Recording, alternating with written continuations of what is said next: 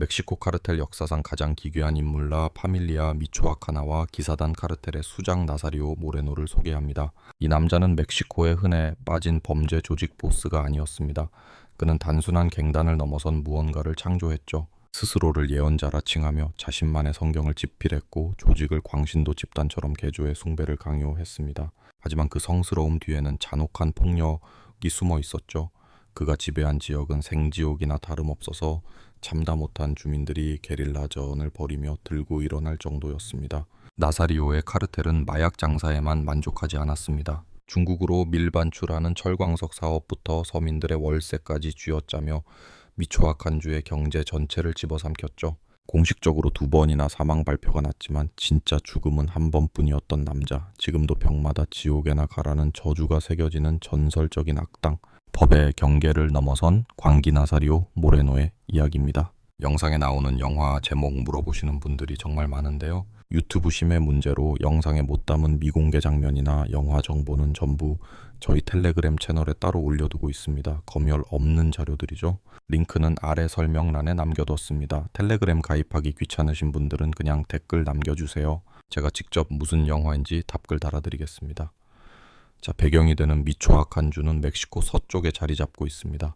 태평양을 끼고 시에라 마드레 남부 산맥 아래에 위치하죠. 지도를 보면 아시겠지만 이 미초아칸의 위치는 태평양 연안을 타고 북쪽으로 물건을 밀어 올리려는 밀수꾼들에겐 천국과도 같은 전략적 요충지입니다. 게다가 이곳엔 멕시코에서 물동량이 가장 많은 라사로 카르데나스 항구가 있어서 아시아와 멕시코를 잇는 거대한 관문 역할을 하죠. 미초아칸의 풍부한 광물 자원 수톤이 매년 이곳을 통해 해외로 빠져나갑니다. 하지만 이런 천혜의 자원에도 불구하고 미초아칸은 멕시코에서 가장 가난한 동네 중 하나입니다. 주민 대부분은 하루 벌어 하루 사는 일용직이거나 영세한 농부들이죠. 역사적으로 70년대 좌파 게릴라들의 본거지였을 만큼 저항 정신이 투철하고 멕시코 내에서도 유독 신앙심이 깊기로 유명한 곳입니다. 바로 이곳에서 나사리오 모레노 곤살레스가 태어났습니다. 1970년 3월 8일 과나후아티오라는 찢어지게 가난한 시골 마을에서였죠. 현지 사람들은 이 빈민촌을 엘 임페르니오, 번역하자면 작은 지옥이라고 부릅니다. 나사리오의 집안은 그 지옥 같은 동네에서도 제일 가는 흙수저였습니다. 알코올 중독자 아버지가 내팽개친 12남매 중 하나였으니까요. 나사리오가 쓴 책을 보면 당시 상황이 적나라합니다. 우리는 거짓골이었다. 남이 버린 옷을 주워 입었고 기름에 볶은 콩을 먹는 날이 잔칫날이었다. 어릴 땐 부자들이 또르띠아 대신 빵을 먹고 강물 대신 콜라를 마시는 줄 알았다. 과일 한쪽 사탕 한 알 구경도 못했고 그저 굶주림과 고된 노동만이 일상의 전부였습니다. 어머니 마리아는 억척스럽고 무서운 여자라 아이들을 엄하게 다스렸는데 사실 나사리오가 맞을 짓을 많이 하긴 했습니다. 동네에서 알아주는 싸움꾼이라 엘 차요, 우리말로 치면 미친 개 정도로 불렸거든요. 나사리오의 어린 시절은 라임 농장과 옥수수밭 노동으로 채워졌습니다. 학교는 꿈도 못 꿨고 10살이 되어서야 칼리만이라는 만화책을 보며 겨우 그를 깨우쳤죠. 칼리만은 흰옷을 입고 정의를 구현하는 슈퍼히어로였는데 공중부양이나 텔레파시 같은 초능력을 쓰고 쿵푸까지 마스터한 캐릭터였습니다. 이 만화 주인공은 어린 나사리오의 뇌리에 깊이 박혀 평생의 우상이 됩니다. 훗날 나사리오는 자서전에서 뜬금없는 주장을 펼치기도 했는데요. 어릴 때부터 자신에게 동물과 대화하는 초능력이 있었다는 겁니다. 그냥 미친 범죄자의 헛소리라고 웃어넘길 수도 있겠지만 묘한 점이 하나 있습니다. 실제로 미초아칸에서 모레노를 겪어본 많은 사람들이 그가 타인의 정신을 지배하는 능력이 있다라고 증언했거든요. 독실한 신자들조차 그의 이름만 들으면 경외심과 공포를 동시에 느낄 정도니까요. 이게 진짜 초자연적인 힘인지 아니면 기가 막힌 심리 조작술인지는 여전히 미스터리입니다. 아무튼 나사리오는 12살에 집을 나와 아파친간이라는 도시에서 독립합니다. 양파 까기부터 성냥팔이까지 돈 되는 건 다 했죠. 그러다 16살이 되던 해에 형과 함께 미국 캘리포니아로 떠날 결심을 합니다. 1986년 당시엔 국경 넘기가 식은 죽 먹기였거든요. 버스 타고 티후아나까지 가서 그냥 걸어서 그린고랜드, 즉 미국 땅을 밟은 겁니다. 그 길로 샌프란시스코까지 가서 친척 집에 얹혀 살기 시작했죠. 처음엔 조경업체 인부로 들어갔는데 하루 11시간씩 이어지는 중노동에 혀를 내두릅니다. 결국 돈 안 되고 몸만 상하는 일을 때려치우고 마약이라는 검은 돈의 세계로 발을 들입니다. 시작은 길거리에서 대마초를 팔거나 물건 창고를 지키는 자빌이었죠. 이때 그 유명한 별명이 탄생합니다. 경쟁 조직원들이 칼을 들고 와서 구역에서 꺼지라고 협박했는데 나사리오가 오히려 그 칼을 빼앗아 둘 다 담가버린 겁니다. 이 사건으로 그는 엘마스 로코, 즉 가장 미친놈이라는 살벌한 타이틀을 얻게 됩니다. 이후 그는 미국에서 3년짜리 취업 비자까지 따내면서 합법적으로 국경을 제 집 드나들듯 오가며 본격적인 활동을 시작합니다. 이건 그가 독자적인 밀수 루트를 뚫기 위해 꼭 필요한 수순이었지. 미초악한 바닥을 샅샅이 뒤져 마리화나 공급책을 확보한 그는 직접 물건을 싣고 북쪽 국경을 넘나들었어. 그뿐인가 서류 한 장 없는 대포차들을 멕시코로 밀반입해 팔아치우는 수완도 발휘했지. 멕시코 내에서의 거점은 아파친간으로 정했어. 머지않아 이 도시는 그의 거대한 범죄 제국을 떠받치는 심장부가 될 운명이었지. 하지만 노사리오가 아직 풋내기였던 시절에도 그곳은 이미 무법지대나 다름없었어. 술집에선 총성이 끊이질 않았고 거리엔 눈빛 흉흉한 건달들이 득실댔지. 그런데 참 묘하게도 마레나는 이 지옥 같은 곳에서 마치 고향에 온 듯 편안함을 느꼈다는 거야. 당시 그는 악랄하고 방탕하기 짝이 없는 녀석으로 통했어. 키는 고작 162cm밖에 안 되는 단신이었지만 맨정신일 때가 거의 없을 정도로 술이나 약에 절어 살았지. 그의 인생 낙이라곤 딱 두 가지 여자 꽁무니를 쫓거나 주먹질을 벌이는 것뿐이었어. 1989년 결국 그 불같은 성질머리 때문에 쇠고랑을 차게 되지. 여느 때처럼 주말을 맞아 흥청망청 놀고 있었는데 건방진 동네 의사놈 하나가 자기를 삐딱하게 쳐다봤다는 게 이유였어. 또 다른 소문엔 의사가 몰던 고급 승용차가 탐나서 열쇠를 내놓으라고 협박했는데 의사가 거절했다는 얘기도 있고. 이유야 어찌됐든 이 막가파 건달은 품에서 총을 꺼내 의사를 쏴버렸어. 다행히 의사는 목숨을 건졌고 노사리오는 1990년을 주도인 모렐리아 교도소에서 썩어야 했지. 하지만 감옥은 그에게 반성의 기회가 아니라 오히려 범죄 본능에 기름을 붓는 격이 됐어. 출소 후 몇 년간 나사리오가 거물급 보스로 성장하는데 결정적인 두 가지 사건이 터지게 돼. 첫 번째는 그의 형제 4명이 살해당한 일이었어. 특히 캘리포니아에서 밑바닥 생활을 함께 했던 형제 콘촐라의 죽음은 그에게 뼈아픈 충격이었지. 콘촐라를 죽음으로 몬 건 다름 아닌 그가 믿었던 친구들의 배신이었어. 믿는 도끼에 발등 찍힌다는 걸 뼈저리게 느낀 노사리오는 형의 죽음 이후 극심한 편집증 환자처럼 변해버렸지. 두 번째 사건은 1994년 정말 어처구니 없는 싸움판에서 그 자신이 저승문턱까지 갔던 일이야. 5층간에서 열린 동네 축구 시합 중에 시비가 붙었는데 노사리오가 상대방에게 입에 담지 못할 욕설을 퍼부으며 선을 넘자 상대 팀 녀석들이 축구와 스파이크로 그의 머리통을 무자비하게 짓밟아버린 거지. 두개골이 박살나는 중상이었어. 아파친간 같은 시골 병원에선 손도 못 댈 지경이라 급히 멕시코시티로 이송됐지. 의사들은 그의 머리를 열고 깨진 뼈 대신 철판을 박아 넣는 대수술을 감행했어. 용케 목숨은 건졌고 식물인간 꼴도 면했지만 이 사고는 그의 광기를 완성시켰지. 훗날 그는 자서전에서 그때 죽음의 문턱에서 신을 만났고 환각을 보며 인생을 완전히 새로 쓰게 됐다고 썼어. 이후 나사리오는 텍사스주 메갤런으로 건너가 다시 마리화나 사업에 손을 댔어.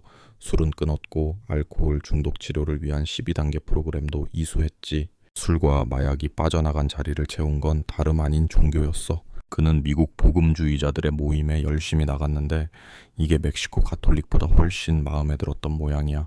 왜냐하면 그들의 교리는 누구나 꿈을 좇아야 하고 더 나은 삶을 누릴 자격이 있다고 가르쳤거든. 나사리오 마레나의 꿈이 뭐였겠어? 바로 전설적인 마약왕이 되는 거였지.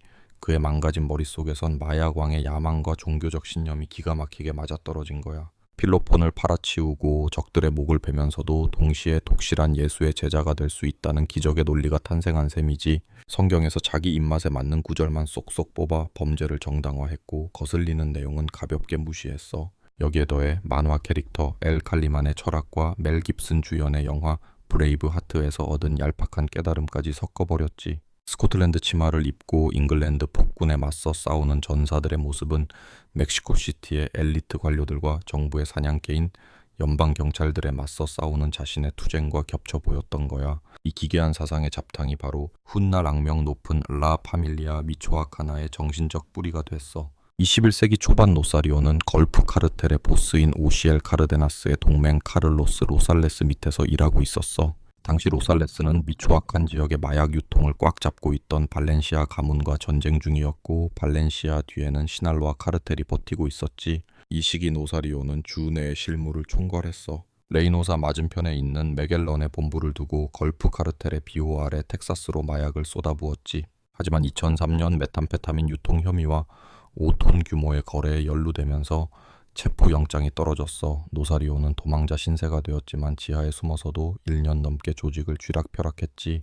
그가 본격적으로 두각을 나타낸 시점은 멕시코의 범죄 판도와 정치 지형이 송두리째 뒤집히던 때와 맞물려 있어. 2000년 무려 70년 넘게 장기 집권하며 마약 카르텔과 적당히 공생해오던 제도혁명당 피아라의 독재가 막을 내린 거야. 새로운 대통령으로 당선된 민주화의 상징 비센테 폭스는 마약 조직과의 전면전을 선포했어. 하지만 현실은 녹록지 않았지.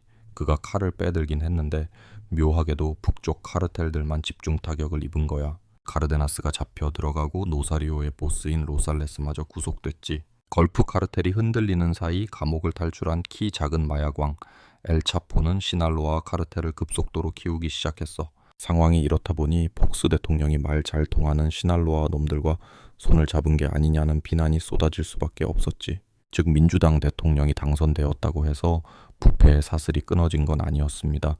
오히려 그 형태가 더 교묘하고 악랄하게 진화했을 뿐이죠. 정부는 카르텔을 잡겠다며 또 다른 범죄 조직의 손을 빌리는 위험한 도박을 감행했습니다. 멕시코 서민들이 간절히 원했던 정직한 공직사회는 한낱 꿈에 불과했죠.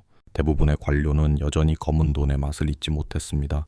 게다가 주마다 집권당이 제도혁명당과 좌파로 쪼개지면서 공권력의 지휘체계는 그야말로 아수라장이 되었습니다.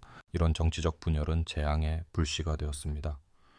엎친 데 덮친 격으로 로스 제타스 같은 군사형 범죄 조직까지 등장하자 멕시코 전역은 피비린내 나는 폭력의 소용돌이 속으로 빨려 들어갔습니다. 그 중에서도 가장 심각한 문제는 바로 경찰 조직의 내부 분열이었습니다. 마약상들은 돈다발을 흔들며 지방 경찰을 매수했고 반대로 연방 요원들은 경쟁 조직의 사주를 받는 기막힌 상황이 벌어졌습니다. 결국 경찰이 경찰에게 총구를 겨누는 내전 상태나 다름없었죠. 연방 경찰과 지방 경찰이 서로를 적으로 규정하고 싸우기 시작한 겁니다. 정부는 범죄를 통제해야 할 심판으로서의 기능을 완전히 상실했습니다. 국가가 힘을 잃자 그 빈자리를 차지한 건 총을 든 갱스터들이었죠. 그들은 무력으로 자신들의 법을 세우기 시작했습니다. 바로 이 혼란스러웠던 2004년 무렵 나사리오가 텍사스에서 돌아옵니다. 당시 미초아칸주는 발렌시아와 로살레스 같은 거물들이 체포되면서 거대한 권력의 공백이 생긴 상태였습니다. 나사리오에게는 절호의 기회였지만 걸림돌이 하나 있었죠. 로살레스 조직 내에는 그 말고도 야망 넘치는 간부가 또 있었기 때문입니다. 바로 원숭이라는 별명을 가진 멘데스였습니다. 나사리오는 그와 손을 잡고 미초아칸을 양분하기로 합의하며 발판을 다졌습니다. 그리고 2005년 시날로아 카르텔의 엘카포와 걸프 카르텔의 로스 제타스가 정면으로 충돌하자 나사리오는 기민하게 움직였습니다. 그는 제타스 편에 붙어 지원군을 요청했습니다. 표면적으로는 자기 구역에 남은 발렌시아 잔당을 처리하고 앞으로 제타스와 형님 아우하며 지내겠다는 제스처였죠. 사실상 미초아칸을 제타스에게 갖다 바치는 척 연기한 겁니다. 적어도 제타스는 그렇게 믿었습니다.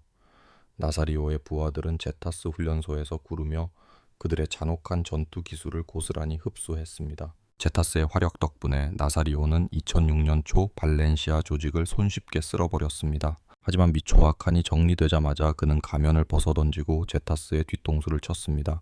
이것이 바로 악명 높은 라 파밀리아 미초아카나의 시작이었습니다. 민심을 얻기 위해 나사리오는 치밀한 언론 플레이를 펼쳤습니다.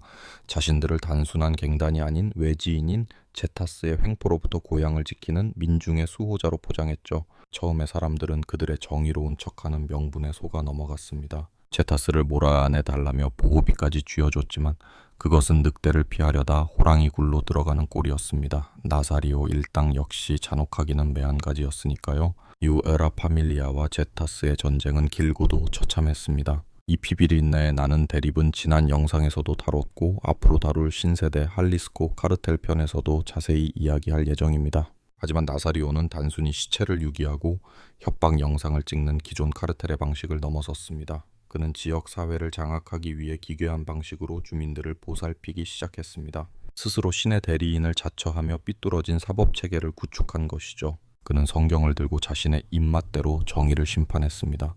공권력이 닿지 않는 곳에서 그들은 재판관이자 집행인이었습니다. 강간범이나 가난한 이웃을 털어먹는 도둑들이 잡히면 나사리오의 부하들이 즉결 심판을 내렸습니다. 혐의가 있는 자들은 고대 로마 시대처럼 채찍질을 당하거나 나는 쥐새끼입니다 라고 쓴 팻말을 목에 걸고 거리를 끌려다니는 조리돌림을 당했습니다. 심지어 십자가에 매달아 처형하기도 했죠. 라 파밀리아는 해결사 노릇도 자처했습니다. 떼인 돈의 30%만 주면 어떤 채무자든 찾아가 돈을 토해내게 만들었습니다. 만약 거부하면 전 재산을 빼앗고 미초아칸에서 영구 추방해버렸죠. 아이러니하게도 이런 막가파식 정의 구현은 빈민가 사람들에게 큰 호응을 얻었습니다. 어차피 법의 보호를 받지 못하는 그들에게는 부패한 경찰보다 주먹으로라도 해결해주는 나사리오가 더 믿음직스러웠던 겁니다. 높으신 분들은 가난한 자들의 고통에 관심조차 없었으니까요. 2006년 말 나사리오는 생각이라는 제목의 책을 출간합니다. 이 책은 그의 망상과 궤변이 뒤섞인 잡탕이었지만 그는 훈련소에 들어온 모든 신입 조직원에게 이 책을 경전처럼 암기시켰습니다. 신입들은 일주일 동안 하루 한 끼만 먹으며 외부와 차단된 차에 오로지 그의 생각만을 주입받아야 했습니다. 세노의 교육이 끝나는 날 흰옷을 입은 나사리오가 교주처럼 등장해 설교를 늘어놓으면 굶주림과 피로에 지친 청년들은 그를 진짜 구세주로 영접했습니다. 종교적 관계에 사로잡힌 그들은 죄책감 없이 범죄에 투신했습니다. 성자 나사리오의 이름 아래 거대한 범죄 사이비 종교가 탄생한 것입니다. 그는 조직원을 모으는 방식도 남달랐습니다. 자신이 후원하는 알코올 및 마약 중독 재활 센터를 세우고 그곳을 포교의 장으로 썼습니다. 갈 곳 없는 중독자들에게 자신의 교리를 주입하며 끊임없이 신입 병력을 공급받았죠. 자신도 과거에 중독자였다는 점을 이용해 그들에게 거짓된 희망을 심어주며 충성심을 유도했습니다. 나사리오의 비틀린 신앙은 철저히 범죄를 위한 도구였습니다. 그의 추종자들에게 살인은 단순한 범죄가 아니라 성전이었습니다. 그리고 이들의 전쟁을 지탱하는 자금줄이자 무기는 바로 메탐페타민이었습니다. 21세기에 들어서며 미국의 마약 트렌드는 급격하게 변했습니다. 메탐페타민, 즉 필로폰이 새로운 대세가 된 것이죠. 2005년 미국 정부가 원료 규제를 강화하며 본토 생산이 막히자 그 거대한 수요를 멕시코 카르텔이 가로챘습니다. 바야흐로 멕시코가 메스의 제국으로 등극하는 순간이었습니다. 멕시코 아무깬 여러 조직이 난립해 있었습니다. 그 중에서도 할리스코의 개척자 이그나시오 코로넬과 미초아칸의 광인 나사리오 모레노는 절대 빼놓을 수 없는 인물들이죠. 라 파밀리아 미초아카나가 세력을 키운 건 몇 가지 결정적인 호재 덕분이었습니다. 첫째, 미국 물을 먹어본 미초아칸 놈들이 90년대부터 제조 기술을 꽉 잡고 있었거든요. 나사리오 본인도 규제가 강화된 2005년보다 훨씬 전인 2003년부터 물건을 돌리다 수배된 전력이 있었고요. 둘째는 지리적 이점입니다. 미초아칸의 라사로 카르데나스 항구는 중국산 원료가 쏟아져 들어오는 멕시코의 대문이었습니다. 나사리오는 이 루트를 장악했고 멕시코 전역으로 엄청난 양의 화물이 흘러들었습니다. 킬로그램 단위 아니죠, 톤 단위였습니다. 산속 깊은 곳에 거대 공장을 차리고 인류 기술자들을 모셔왔습니다. 말을 안 들으면 납치해서라도 일을 시켰죠. 이런 무자비한 노력 덕분에 멕시코 갱들은 미국 본토 기술자들도 혀를 내두를 만큼 강력한 물건을 뽑아냈습니다. 백색, 청색, 분홍색으로 빛나는 그 결정체들 순도 100%에 육박하는 일명 아이스가 탄생한 겁니다. 이건 진입장벽이랄 게 없습니다. 한두 번 흡입하면 뇌가 녹아내려 계속 찾게 되니까요. 양키들에게 팔아먹긴 최고였지만 조직원들에겐 쥐약이었습니다. 알코올과 약물에 찌들었던 과거가 있는 나사리오는 이 부분에서만큼은 광적으로 엄격했습니다. 자기 구역인 미초아칸 안에서는 절대 이 얼음을 팔지 못하게 막았죠. 대신 북미 대륙을 향한 확산 속도는 전염병 수준이었습니다. 라파밀리아는 이주민 네트워크를 타고 미국 전역으로 독을 퍼뜨렸습니다. 캘리포니아, 텍사스, 조지아주가 주요 거점이었지만 그 검은 손길은 거기서 멈추지 않았습니다. 뉴욕, 미주리, 미시시피를 넘어 오클라호마와 콜라라도, 심지어 워싱턴까지 놈들의 나와바리가 됐습니다. 학교 문턱도 못 가보고 어릴 적엔 콜라가 부자의 음료인 줄 알았던 나사리오가 수십억 달러 제국의 황제가 된 겁니다. 이 거대한 돈방석을 지키기 위해 그는 수천 명 규모의 사설 군대를 조직했습니다. 미초아칸의 모든 구석구석은 물론이고 게레로, 과나와토, 할리스코, 멕시코주까지 그들의 군화 발자국이 찍히지 않은 곳이 없었습니다. 하지만 너무 비대해진 게 화근이었습니다. 그림자가 짙으면 밟히는 법이니까요. 미초아칸 상인들은 더 이상 오합지졸이 아니었습니다. 멕시코 굴지의 카르텔로 급부상한 그들을 주시하던 사람이 있었으니 바로 미초아칸 출신 대통령 칼데론이었습니다. 2006년 집권한 그는 고향을 더럽힌 라 파밀리아를 공공의 적 1호로 지목하고 숙청을 천명했습니다. 바야흐로 경쟁 조직인 로스 세타스와의 전쟁에 이어 국가라는 거대 권력과의 전면전이 시작된 것입니다. 칼데론의 마약과의 전쟁은 군대가 주축이었습니다. 전성기엔 10만 명이 넘는 병력이 12개 주에서 작전을 펼쳤죠. 이전 정권들도 군을 동원하긴 했지만 이 정도 규모는 전례가 없었습니다. 그리고 그 결과는 대혼란 그 자체였습니다. 무법천지 속에서 이빨을 기른 카르텔은 순순히 밥그릇을 내줄 생각이 없었거든요. 라파밀리아는 로스 세타스의 잔혹한 전술을 흡수했고 텍사스 총포상에서 흘러나온 무기들이 마약 루트를 역류해 그들을 무장시켰습니다. 그리고 마침내 피바람이 불기 시작했습니다. 2007년 5월 카라쿠아로 언덕을 지나던 군용 트럭이 30여 명의 무장 괴한에게 기습을 당했습니다. 병사 5이 전사했는데 이는 94년 사파티스타 봉기 이후 최대 치욕이었습니다. 칼데론은 그들을 영웅이라 지켰으며 병력을 더 밀어넣었지만 아파친간에서는 더 끔찍한 일이 벌어졌습니다. 갱단이 건물을 점거하고 대낮에 2시간 동안이나 정규군과 총격전을 벌이며 버틴 겁니다. 이건 서막에 불과했습니다. 이후 몇 년간 뉴스 헤드라인은 온통 나르코 블로케이드, 즉 도로 봉쇄로 도배됐습니다. 불타는 차량으로 길을 막고 59경 중기관총을 난사하는 것, 로스 세타스에게 배운 게릴라 전술을 완벽히 써먹은 거죠. 나사리오의 병력은 최소 4천에서 최대 1만 명, 전선이 전국으로 확대되면서 전쟁은 늪으로 빠져들었습니다. 놈들의 전략은 단순했습니다. 질 때 지더라도 끊임없이 물어뜯어 존재감을 과시하는 것, 그게 핵심이었습니다. 이는 군의 사기를 꺾고 주민들에게 우린 아직 건재하다라고 선전하는 효과가 있었죠. 게다가 이런 소라는 진짜 물건을 옮길 때 시선을 돌리는 연막 작전으로도 안성맞춤이었습니다. 멕시코군은 지칠 대로 지쳤고 독이 바짝 올랐습니다. 그 분노의 화살은 종종 애꿎은 민간인에게 향하기도 했습니다. 어느 끔찍한 사건에서는 10대 소녀 4명이 군부대로 끌려가 며칠 동안 짐승 같은 짓을 당했다라고 증언했습니다. 동료 5을 잃은 매복 공격 직후에 벌어진 일이라 군인들의 보복성 범죄라는 의심을 지울 수 없었죠. 민초들은 카르텔의 협박과 군대의 폭력 사이에서 숨이 막혀갔습니다. 나사리오는 배신자는 물론이고 조직의 규율을 어기는 자는 그 누구도 용서하지 않았습니다. 지칠 대로 지친 군인들은 토끼만 남았고 보복 공격을 시작했습니다. 문제는 그 불똥이 애꿎은 주민들에게 튀었다는 겁니다. 가장 끔찍했던 사건 하나를 꼽자면 10대 소녀 4명이 군인들에게 끌려가 기지에서 며칠 동안이나 구타와 성폭행을 당했다고 폭로한 일이었죠. 이 끔찍한 범죄는 카르텔의 기습으로 동료 군인 5명이 전사한 직후에 벌어졌습니다. 아마도 동료를 잃은 군인들의 뒤틀린 복수심 때문이었겠죠.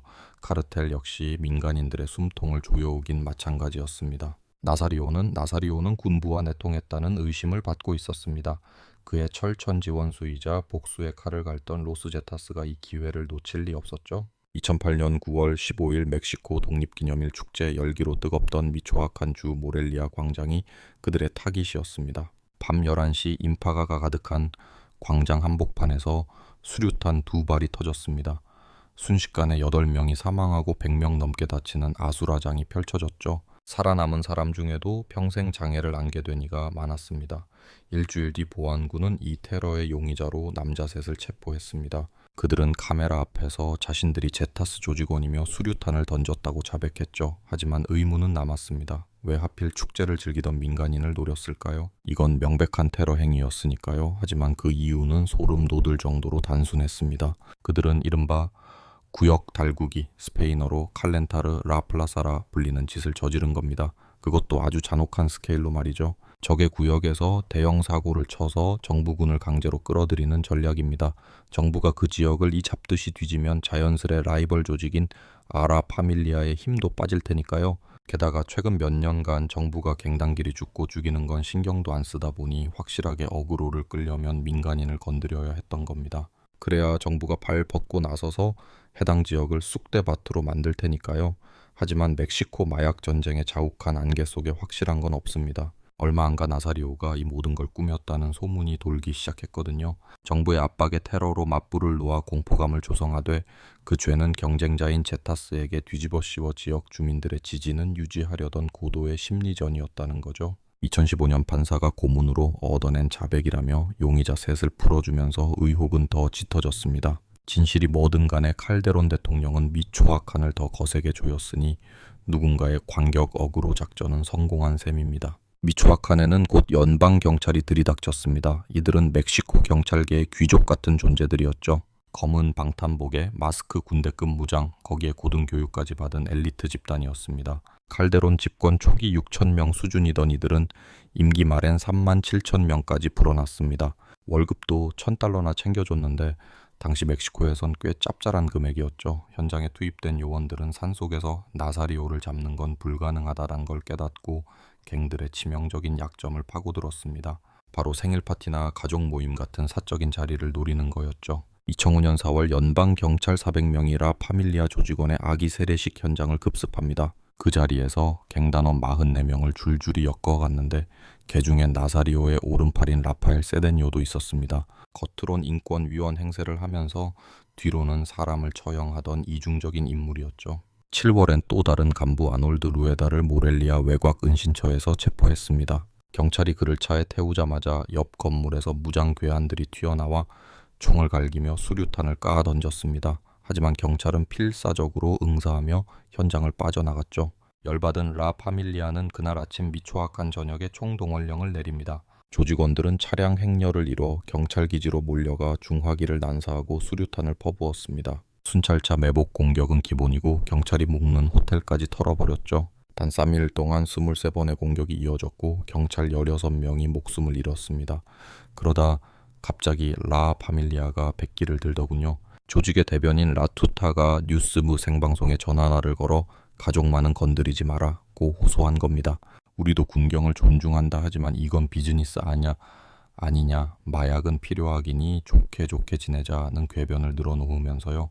정부가 물러나면 자기들도 조용히 하겠다는 사실상 협박 섞인 휴전 제안이었죠. 라 파밀리아는 정부가 그냥 내버려 두길 원했습니다. 당연히 정부는 콧방귀도 안 뀌었죠. 2010년 12월 첩보를 입수한 연방군은 나사리오가 있다는 산골 마을 엘 알칼데의 파티장으로 군인과 경찰 2,000여 명을 투입하는 대규모 작전을 감행합니다. 12월 8일 거대한 경찰 차량 행렬과 헬기 소리에 눈치챈 나사리오는 즉각 방역 명령을 내립니다.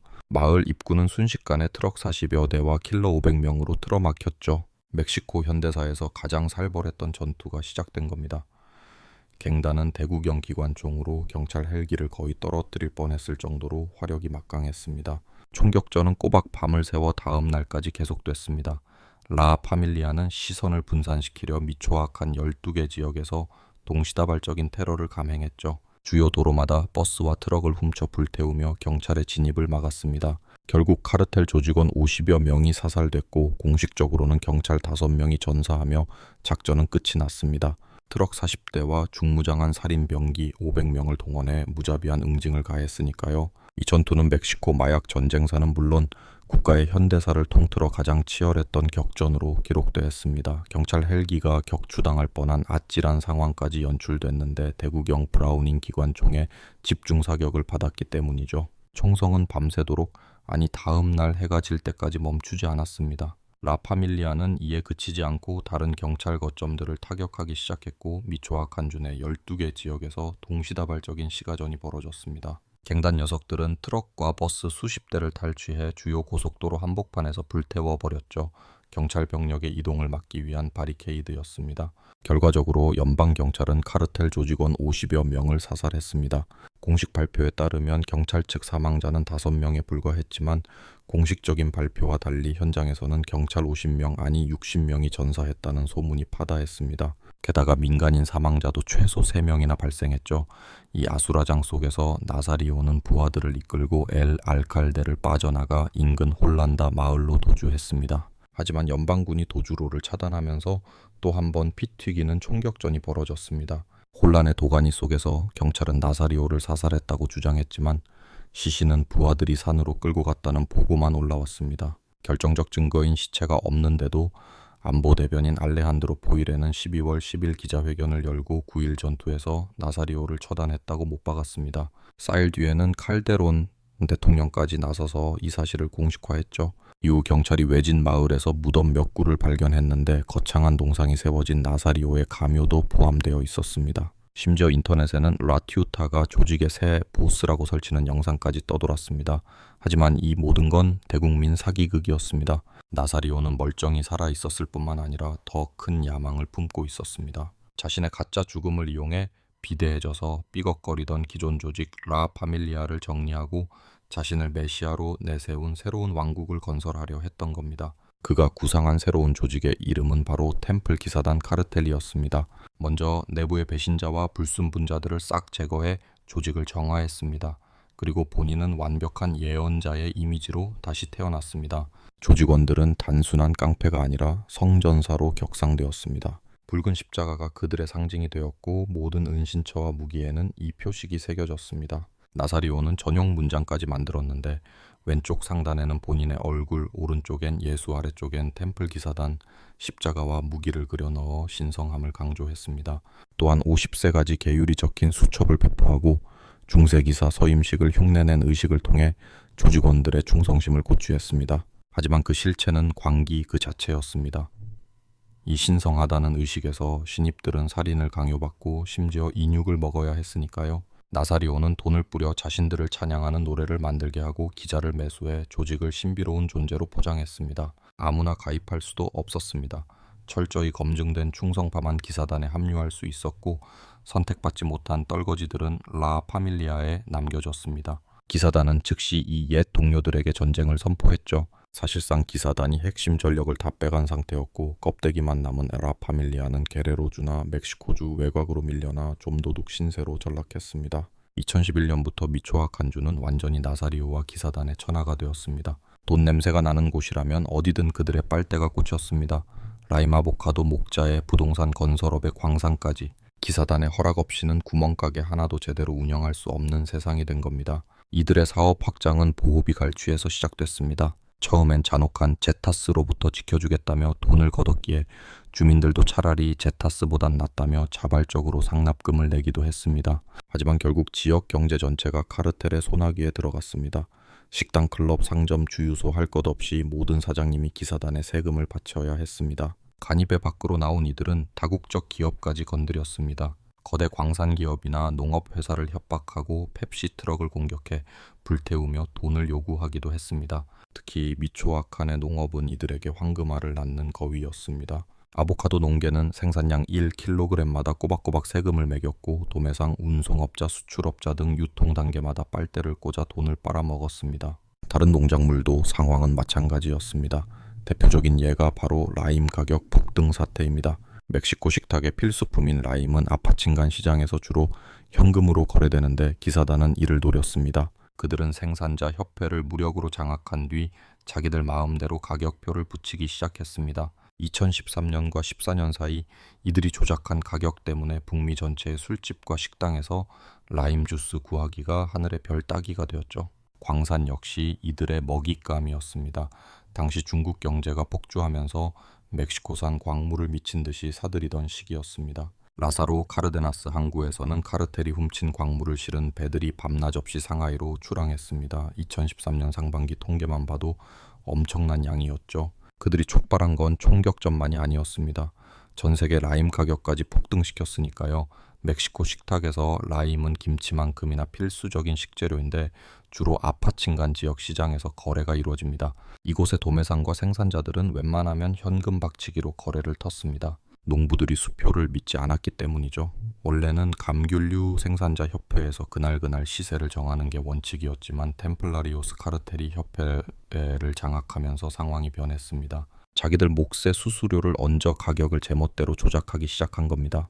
2013년과 14년 사이 라임 값은 말 그대로 미친 듯이 치솟았습니다. 북미 전역의 바와 식당들은 원가 부담에 허덕여야 했고 가게에서 라임 주스를 찾아보기 힘들 지경이 됐죠. 놈들의 탐욕은 여기서 멈추지 않고 광산 채굴권까지 뻗어나갔습니다. 당시 중국 경제가 폭발적으로 성장하면서 멕시코산 광물을 블랙홀처럼 빨아들이던 시기였거든요. 라사로 카르데나스 항구에서는 밤낮 없이 광물을 실은 배들이 상하이로 쉴 새 없이 출항했습니다. 2013년 상반기 6개월 동안에만 템플 기사단 카르텔이 소유한 광산에서 채굴된 철광석만 무려 550만 톤에 달했습니다. 당연히 환경보호 따위는 안중에도 없었죠. 그 무분별한 채굴 탓에 훗날 많은 광산이 문을 닫아야 했지만 당시 템플 기사단은 세계 광업계의 큰손이나 다름없었습니다. 나사리오 모레노가 휘두른 권력의 정점은 바로 공무원 협박이었습니다. 보통 카르텔이 정부 눈치를 보며 뇌물을 바치는 게 관례였지만 이곳 미초아칸에서는 세상이 거꾸로 돌아갔습니다. 정부가 카르텔에게 돈을 갖다 바치는 꼴이었으니까요. 시장과 국회의원들이 예산의 10%를 템플 기사단에 상납하며 제발 목숨만 살려달라고 비는 기막힌 상황이었습니다. 정부는 모레노의 폭주를 전혀 제어하지 못했습니다. 그는 어디에나 존재했죠. 쫓겨난 원주민들의 땅 위에는 수천만 달러를 호가하는 졸부 취향의 알록달록한 호화 저택들이 미초아칸 전역에 우후죽순 들어섰습니다. 폭력은 끝이 보이지 않았고 주민들의 절망은 깊어만 갔습니다. 하지만 모레노의 그 오만함이 결국 잠자는 사자의 코털을 건드리고 말았습니다. 식당 접시 닦기, 라임 농장 일꾼, 의사, 교사 같은 평범한 이웃들이 더 이상 참지 못하고 불의에 맞서 일어선 겁니다. 자경단은 그렇게 탄생했습니다. 2013년 성난 시민들이 주축이 된 더 광기 어린 전쟁의 서막이 올랐습니다. 당시 템플 기사단의 폐악질은 선을 넘어도 한참 넘은 상태였습니다.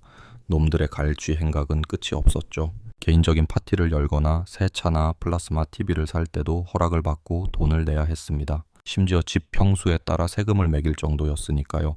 처음에는 대통령조차 묵인하는 지역 자치 경찰 형태로 시작되었습니다. 대놓고 지지하진 않았지만 무장한 시민들이 뭉치는 걸 막는 공권력은 어디에도 없었거든요.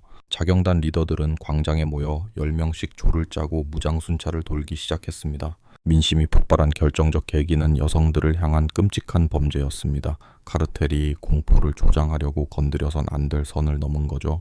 갱단놈들이 학교 주변을 어슬렁거리며 여학생들을 납치해 성폭행하는 지경에 이르렀기 때문입니다. 첫 봉기는 라 루아나와 테팔카테펙에서 터졌습니다.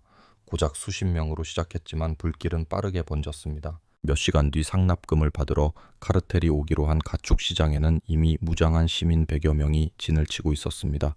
그날 겁을 먹고 나타나지 않은 갱단은 몇 주 뒤 기습 공격을 감행해 자경단원 1명을 살해했습니다. 이에 맞서 자경단도 카르텔 조직원들을 사살하며 강력하게 방역했고 1년간 이어질 피해 전쟁이 시작되었습니다. 한간에는 신흥 거대 조직인 할리스코 카르텔이 자경단을 뒤에서 조종했다는 소문이 파다했습니다. 하지만 이는 반만 맞는 얘기입니다. 일부 자금을 댄 건 맞지만 본질적으로는 진짜 민중 봉기였으니까요. 전쟁에는 막대한 돈이 듭니다. 템플 기사단의 원한이 깊은 수많은 이들이 자경단의 물주가 되어 주었죠. 라이벌 조직뿐만 아니라 현지 주민들 그리고 미국으로 건너간 미초아칸 출신 이민자들도 지갑을 열었습니다. 고향을 지키는 용감한 형제들을 위해 기꺼이 송금한 겁니다.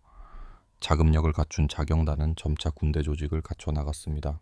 10명에서 20명 단위의 소대를 편성해 지휘관을 두고 체계적으로 움직였죠. 중간 관리자를 거쳐 지역 사령관에게 보고되는 상명하복 시스템이었습니다. 30명 남짓한 지역 사령관들이 지도부 회의를 구성했죠.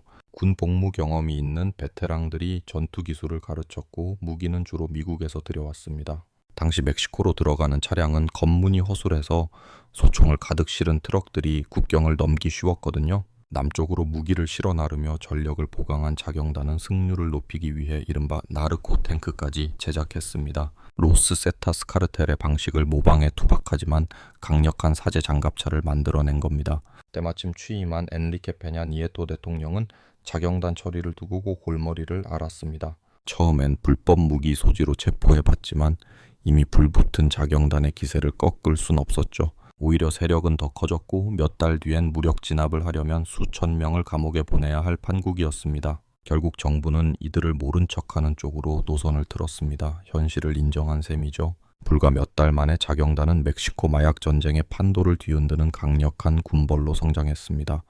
부에나비스타에서 아파친간으로 이어지는 도로가 최전선이 되었습니다. 자경단은 5개의 바리케이드를 쳐서 카르텔의 공세를 막아낸 뒤 역습을 위한 치밀한 전술을 짰습니다. 먼저 해당 마을 주민들과 접선해 내부 협조자를 확보하는 게 우선이었습니다. 그 다음 수백 명의 병력과 트럭 수십 대를 동원해 압도적인 화력으로 밀고 들어갔죠. 도시를 점령하면 주민들을 광장에 모아놓고 해방을 선포했습니다. 고무된 주민들이 스스로 바리케이드를 세우며 자경단의 영토는 걷잡을 수 없이 넓어졌습니다. 동기 7개월 만인 10월에는 대부분의 지역을 탈환했고 2014년 1월 드디어 최후의 결전이 다가왔습니다. 템플 기사단의 본거지인 아파친간으로 징역하자 다급해진 대통령이 결국 병력을 급파하게 됩니다. 수천 명의 군 병력과 연방 요원들이 자경단의 무장을 해제하려 진입했지만 상황은 전혀 딴판으로 흘러갔습니다. 수백 명의 지역 주민들이 오히려 정부군을 겹겹이 포위하고는 압수한 무기를 당장 돌려내라며 거세게 항의한 것입니다. 주민들에게 군인은 방관자였지만 자경단은 템플러의 폭정에서 그들을 구한 영웅이었으니까요. 주민들은 한 발짝도 물러서지 않고 버텼습니다. 결국 당황한 군인들이 군중을 향해 발포하는 최악의 사태가 벌어졌고 이 과정에서 11살배기 소녀를 포함해 3명이 목숨을 잃었습니다. 텔레비전 화면을 가득 채운 소녀의 조그만 관은 멕시코 전역을 분노로 들끓게 만들었습니다. 카르텔로부터 국민을 지켜주지도 못하는 무능한 공권력이 오히려 죄 없는 아이를 죽인 꼴이 되었으니까요. 여론이 심상치 않게 돌아가자 베냐니에토 정부는 급히 태세를 전환했습니다. 이미 승기는 자경단 쪽으로 기울었다고 판단한 정부는 자존심을 굽히고 그들과 손잡고 카르텔을 소탕하기로 결정한 것이죠. 사실 템플러 조직에게 동료를 잃고 이를 갈던 연방 경찰들은 자경단과의 공조 소식을 쌍수를 들고 환영하는 분위기였습니다. 자경단의 세력 확장은 그야말로 파죽지세였습니다. 연방군과 연합하여 아파친간으로 징역하자 도심 외곽 마을들이 기다렸다는 듯 봉기했습니다. 템플러의 나와발이 깊숙이 파고들수록 생포되는 카르텔 조직원은 늘어났고 놀랍게도 자경단은 그들에게 우리 편에 서라며 전향을 제안했습니다. 어제 저기 오늘의 동지가 되는 기묘한 상황 속에서 자경단은 나사리오 모레노 제국의 심장부인 아파친간 진입을 앞두고 긴장할 수밖에 없었습니다. 문제는 도시 내부에서 아군을 찾기가 하늘의 별 따기라는 점이었습니다. 다른 지역과는 공기부터가 달랐죠. 보통은 템플러에게 원한 맺힌 주민들이 넘쳐났지만 카르텔의 태동지인 이곳 아파친간 주민들의 충성심은 남달랐습니다. 게다가 주민들 마음속엔 한번 본 얼굴은 귀신같이 기억한다는 성인 나사리오의 초자연적인 보복에 대한 공포가 뿌리 깊게 박혀 있었습니다. 하지만 뜻밖에도 자경단은 가장 의외이면서도 나사리오의 과거를 생각하면 가장 필연적인 곳에서 든든한 우군을 만났습니다. 바로 교회였습니다. 스스로를 성인이라 칭한 나사리오에게 맞서 파드레고요라는 진짜 신부가 반기를 들고 일어난 것입니다. 신부의 강렬한 설교는 템플러 타도를 외치는 선동문이 되어 주민들의 얼어붙은 마음을 녹였습니다. 분위기가 무르익었다고 판단한 자경단은 2014년 2월 8일 토요일 새벽 드디어 아파친간을 향해 총공세를 퍼부었습니다. 5개의 부대로 나뉘어 징역한 그들은 도시 외곽을 포위하고 거점을 확보했습니다. 가장 큰 시장통에 사령부를 차리자 시 공무원들과 지역 유지들이 줄지어 찾아와 자경단 리더에게 항복을 선언하는 진풍경이 벌어졌습니다. 밤이 깊도록 템플러의 반격은 없었습니다. 다음 날 아침 승리에 도취한 자경단은 120대의 트럭에 나눠 타고 도심을 가로지르는 개선 행진을 시작했습니다. 트럭 짐칸은 중무장했지만 환희에 찬 표정의 사람들로 빽빽하게 채워져 있었고 군인과 경찰들도 그 옆을 나란히 행군했습니다. 이제 나사리오 모레노가 멀쩡히 살아있다는 건 공공연한 사실이 되었습니다. 그는 자신의 고향인 아파친간 아길리아 아르테아가를 잇는 산악지대의 삼각지대로 숨어들었습니다. 주민들의 비호 아래 그는 노새만이 다닐 수 있는 험준한 산길을 타며 거처를 끊임없이 옮겨 다녔습니다. 하지만 자경단은 끈질기게 추격하며 마을 하나하나를 점령해 나갔고 그를 독 안의 쥐로 몰아넣기 위한 포위망을 좁혀갔습니다. 마침내 3월 운명의 포위망이 닫혔습니다. 그의 최후에 대해서는 몇 가지 설이 존재하는데 먼저 정부의 공식 발표입니다. 나사리오는 자신의 44번째 생일 파티를 마친 직후인 3월 9일 이른 새벽에 최후를 맞이했다고 합니다. 해병대가 산속 은신처를 급습해 투항을 권유했으나 나사리오가 발포하며 저항하자 사살했다는 것입니다. 정부는 그의 사망을 증명하기 위해 지문 사진과 함께 검게 피멍이 든 처참한 시신 영상을 공개했습니다. 하지만 발표 직후 의혹들이 쏟아져 나왔습니다. 한 요원은 언론을 통해 나사리오가 발견 당시 노새를 타고 혼자 이동 중이었다고 증언했습니다. 또 다른 소식통은 그가 여자와 함께 있었다고 주장했죠. 공식 발표를 믿기 힘든 결정적인 이유는 아무리 세력이 약해졌다 한들 거대 카르텔의 보스가 홀로 다닌다는 게 말이 안 되기 때문입니다. 게다가 신출귀몰하던 보스를 산길에서 우연히 마주쳤다는 건 로또 당첨만큼이나 희박한 확률이죠. 얼굴에 난 심한 구타 흔적에 대해서도 정부는 꿀먹은 벙거리였습니다. 여기서 두 번째 가설, 즉 나사리오가 가장 두려워했던 시나리오가 등장합니다. 바로 내부의 배신입니다. 첩보에 따르면 자경단이 나사리오의 경호원들을 매수해 그를 제거하려 했다는 겁니다. 이미 대세가 기울었다고 판단한 데다 보스의 기행에 지칠 대로 지친 경호원들이 등을 돌린 것이죠. 나사리오가 생일 파티에 정신이 팔려 있을 때 경호원들이 그를 덮쳐 제압했고 뒤이어 도착한 자경단과 함께 그를 무자비하게 폭행했습니다. 결국 나사리오는 그들의 손에 비참한 최후를 맞이했습니다. 그들은 시신을 해병대에 넘겼는데 이는 모두에게 남는 장사였습니다. 정부는 거물을 잡았다는 공로를 세우고 자경단은 살인 혐의를 피할 수 있었으니까요. 살아서도 신비주의였던 나사리오는 죽음마저도 미스터리로 남겼습니다. 일각에서는 그가 아직 살아있다는 음모론까지 제기하고 있습니다. 정부가 이미 한 차례 그의 사망을 오보했거나 조작했던 전력이 있기에 대중의 불신은 어찌 보면 당연했습니다. 하지만 이번엔 결정적인 증거, 즉 시체가 있었습니다.